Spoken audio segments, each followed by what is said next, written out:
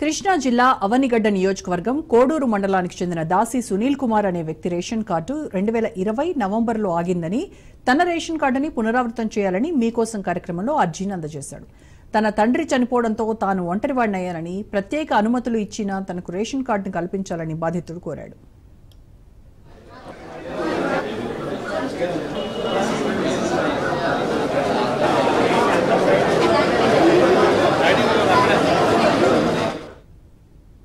నా పేరు దాసి సునీల్ కుమార్.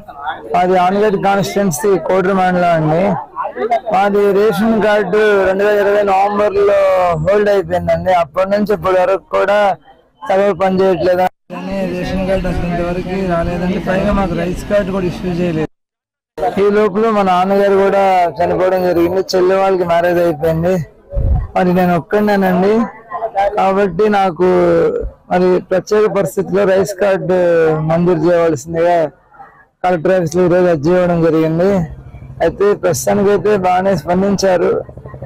కానీ అది త్వరితగతిన పూర్తి చేసి కొంచెం మాకు ప్రభుత్వ పథకాలు అందే విధంగా సహాయం చేయాలని కోరుకుంటున్నాను.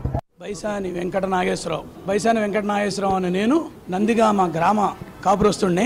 మాది 2 ఎకరాల 14 సెంట్లు 476/1, 477/1లో మాది 182 సెంట్లు 2003లో రిజిస్ట్రేషన్ అయింది. దానిని మేము రిజిస్ట్రేషన్ చేయించుకున్నాం. ఆ ఫినిషింగ్ మొత్తం ఇనుప సువలతో కడ్డీలు రాళ్లు అన్ని బాదుకున్నాము. పక్కన ఉన్న డొంకలో ఉంటున్నామంటూ పట్టా స్థలంలోకి వస్తున్న 2020 సంవత్సరంలో ఆ ఎంఆర్ఓ గారిని కలిస్తే మేము కొలవలేము, మేమేం చేయలేము అని చెప్పేసి ఏమండి వాళ్ళు మా స్థలంలోకి వస్తున్నారండి, మా హద్దులు నిర్ణయించండి, మేము గోడ కట్టుకుంటామండి, వాళ్ళు రాళ్ళని పీకేశారని బతిలాడితే నేను కొలవలేను, నేనేం చేయలేను, నువ్వు ఎక్కడికి వెళ్తావు ఎక్కడికి వెళ్ళవు, నువ్వు కాళ్ళు పట్టుకున్నా నువ్వు ప్రదక్షిణాలు చేసినా నేనేం చేయలేనని చెప్పేసి ఆయన గారు చేసిన పనికి ఈ రోజున ఇంతవరకు 5 సంవత్సరాల నుంచి నేను అధికారుల చుట్టూ తిరుగుతున్నాను. వాళ్ళు మాత్రం ఆ అన్యాక్రాంతం మాత్రం మా స్థలంలోకి జరగటం మాత్రం ఆగలేదు. ఇటు పక్కన వాళ్ళు కూడా మాది అక్కడ దాకుంది ఇక్కడ దాకుంది అని చెప్పేసి వాళ్ళు మమ్మల్ని బెదిరిస్తున్నారు.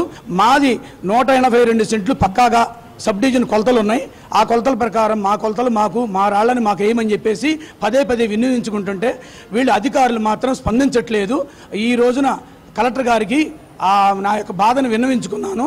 వాళ్ళు అధికారులు చేపిస్తానని చెప్పి మాట ఇచ్చారండి నాకు. ఈ రోజున నా పేరు మనోహర్ బాబు, ఇబ్రహీంపట్నం అండి. సార్ వీళ్ళంతా స్థానిక అంధ మరియు శారీరక వికలాంగులండి. వీళ్ళ సంక్షేమ నిమిత్తం అప్పటి ఇబ్రహీంపట్నం సర్పంచ్ గారు వీళ్ళకి చెరువుగా ఉన్న భూమిని 10 సెంట్లు కేటాయించారండి వీళ్ళ సంక్షేమ నిమిత్తం. అయితే దీన్ని వీళ్ళ దాతల సహాయంతో ఆ చెరువును కాస్త చదును చేసుకొని పాకను కాస్త రేగుల షెడ్గా నిర్మించుకొని వీళ్ళ కార్యక్రమాలు చేసుకుంటూ ఉండగా విజయవాడ సంబంధించిన రైల్వే ఉద్యోగులు అంధ వికలాంగులండి వీళ్ళతో కలిసి పనిచేస్తాం